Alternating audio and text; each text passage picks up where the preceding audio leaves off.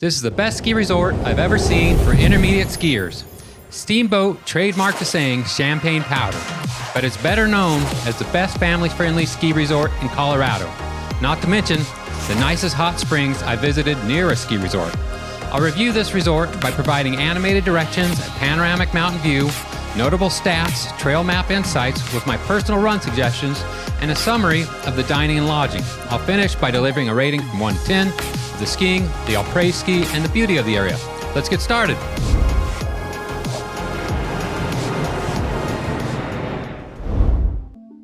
To get to Steamboat, you fly into Yampa Valley Airport. It's a little airport, and then you can get a shuttle ride, and it's about 30 minutes to the actual resort. I also plotted Denver because there's more flights available to the area. Be advised, the 3-hour shuttle drive from Denver in the winter can be a problem. Let's take a look at some notable mountain landmarks. You have Mahogany Ridge, Thunderhead Lodge, Mount Werner Peak, 4 Points Lodge, Storm Peak, the main village, Sunshine Peak. In the distance, you're seeing the Park Range, which Steamboat is a part of. Off of Sunshine Peak is the Rendezvous Lodge. And finally, Morningside Park, that small bowl on the top of the mountain.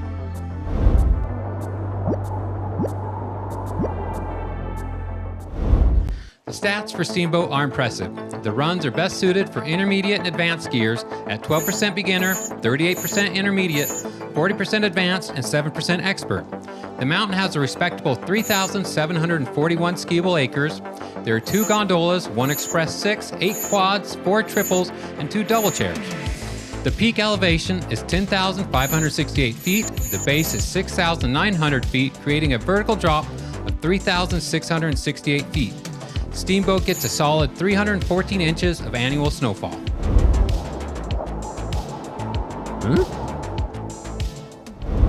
From left to right, I split the mountain up into 5 areas by their peak and ridge names. Mahogany Ridge, Mount Werner that contains Morningside Park, Storm Peak, Sunshine Peak, and Thunderhead Peak.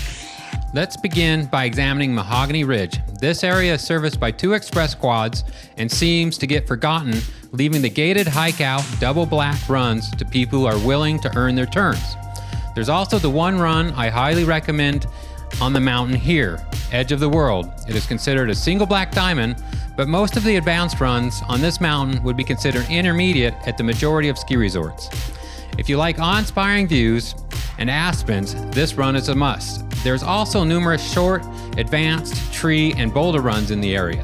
Where expert skiers are most at home is in the Mount Werner area. To access this peak, you need to make your way to Morningside Park on the backside of Steamboat. The entire area is serviced by a slow-moving Morningside Triple. Within Morningside, there is a modest tree-lined bowl best suited for intermediate and expert skiers. On the opposite side of the bowl, you have the only easily accessible expert skiing. It is a challenging maze of trees and chutes skiing. A new chair in the area seems like a no-brainer to me, but not having easy access prevents this area from getting skied out as quickly. The most panoramic and awe-inspiring views are located here. Mount Werner's views will have you reaching for your camera. Storm Peak is an interesting part of the mountain and is serviced by 3 chairs. This isn't an area of the mountain I particularly enjoyed, as almost all of the runs have a camber or tilt. Although there are some of the best mogul runs on the mountain below the 4 Points Lodge. With that being said, lines don't build up in this area. The busiest part of the mountain is Sunshine Peak, for good reason. It's where the new Wild Blue Gondola drops you off, and it has 2 speedy express quads. The runs are long, comfortable, groomed, and fun. It has some of the best beginner runs I've seen in Sundial and Tomahawk. The resort is known as a family resort, and this is where families flock. Almost every level of skier will be happy here, and the time waiting in line will reflect the popularity of this area. Finally, the heart of Steamboat, Thunderhead Peak, is serviced by numerous express chairs, the original gondola, and is a beehive of activity. Every side of this peak can be skied and is a maze of cat tracks, beginner runs, intermediate, and advanced runs. My personal favorite run here is Valley View, that is kept ungroomed and has enough moguls to make you appreciate it, ending at the village. The area also has the nicest learning center I've ever seen, the Greenhorn Ranch. There are 4 magic carpets in this location alone, and the new gondola stops here. Not to mention the shortest express chair I've ever seen to ensure new skiers get a high-end experience. Ever since I skied Steamboat, I've told people this is a resort I'd recommend somebody learn to ski.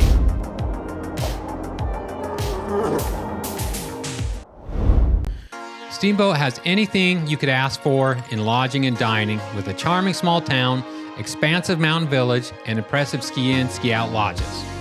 4 Points Lodge is your typical impressive lodge with a bar and cafeteria. The one thing that sets it apart is its terrific outdoor seating and over-the-top views. It is located next to Storm Peak Express. Thunderhead Lodge is located at the exit of Steamboat Gondola and is huge. Just like 4 Points Lodge, it has all the standards, but is the most centrally located meeting point on the mountain. It does have a secret gem in my favorite location to eat and drink on the mountain, Stoker Bar. It is inconspicuously located between the top and bottom floors of the Mammoth Lodge. Rendezvous Lodge, located in the Sunshine Peak's shadow, has the best party atmosphere. It has a huge deck with a boozy yurt, and the drinks flow like a Class 5 river. Not to mention, it has the standard cafeteria setup that you'd expect from any premium ski resort. I suggest getting here around 1 o'clock and posting up in the yurt if you like to get your buzz on. Good drinks and smack talking are sure to follow. The village has numerous options for dining.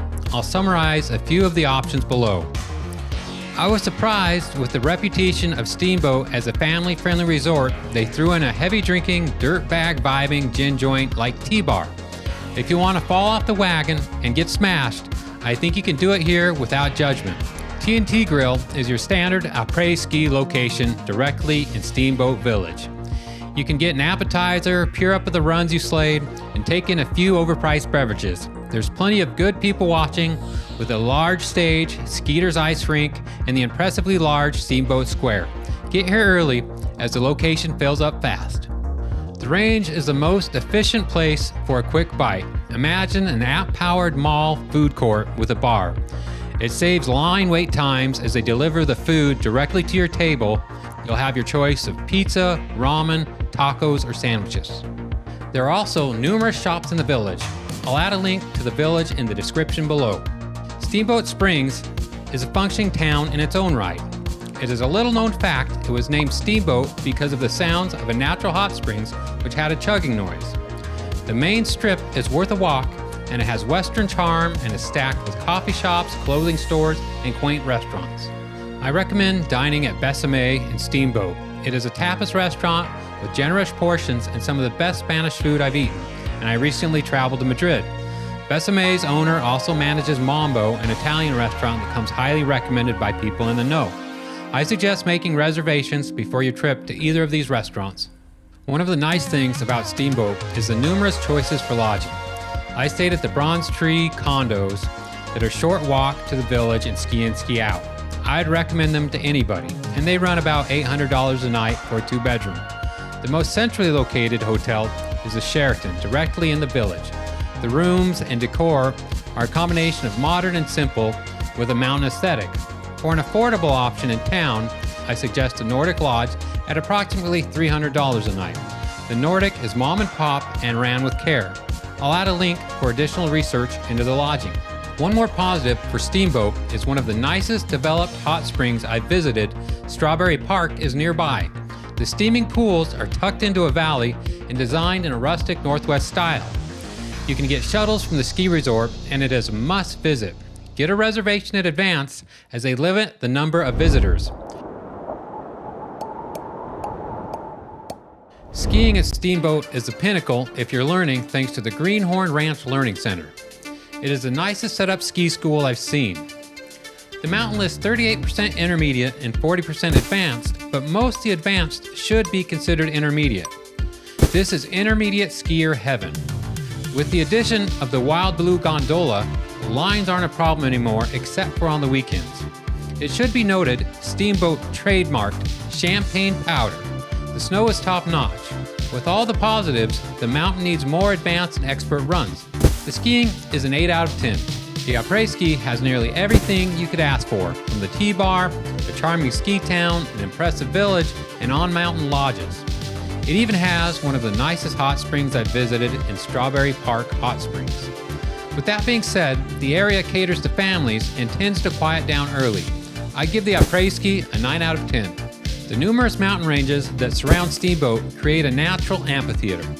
You'll definitely get a sense of awe with the views.